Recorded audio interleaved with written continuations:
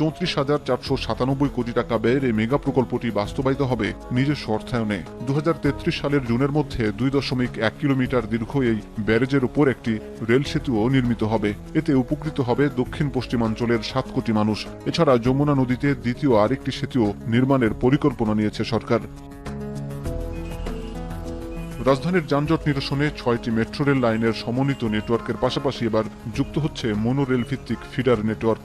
একই সাথে গণপরিবহনের পরিবেশ বান্ধব রূপান্তরের জন্য 2031 সালের জুন পর্যন্ত দেশে বৈদ্যুতিক বাস ও ট্রাক উৎপাদন শিল্পের কাঁচামাল আমদানিতে মাত্র 5% ভ্যাট রেখে বাকি সব শুল্ক কর সম্পূর্ণ মওকুফ করা হয়েছে প্রস্তাবিত বাজেটে। মোটরের ক্ষমতা ভেদে ইভি রেজিস্ট্রেশনের অগ্রিম আয়কর সর্বোচ্চ 2 লাখ টাকা থেকে কমিয়ে সর্বোচ্চ 1 লাখ টাকা নির্ধারণের প্রস্তাব করা হয়েছে। অর্থনীতির লাইফলাইন ঢাকা চট্টগ্রাম সড়কপথে যাতায়াতের সময় কমিয়ে আনতে চায় সরকার। তাই ঢাকা কুমিল্লা অংশে হাই স্পিড বা কড রেল লাইন নির্মাণ করা হবে।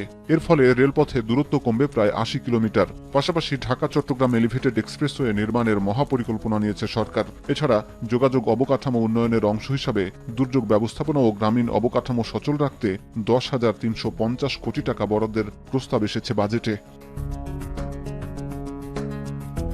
আন্তর্জাতিক বাণিজ্যে সক্ষমতা বাড়াতে মাতারবাড়ি গভীর সমুদ্র বন্দরের প্রথম টার্মিনাল সহ মোংলা বন্দর, লালদিয়া ও চট্টগ্রামের বে টার্মিনালের নির্মাণ কাজ শেষ করতে চায় সরকার। এছাড়া সরকারের অন্যতম অগ্রাধিকার খাল খনন কর্মসূচি, 309 কিলোমিটার বাঁধ নির্মাণ, গুরুত্বপূর্ণ 484 কিলোমিটার নৌপথে নাব্য ফেরাতে পানি সম্পদ মন্ত্রণালয়ে 10,533 কোটি টাকা বরাদ্দের প্রস্তাব করা হয়েছে বাজেটে।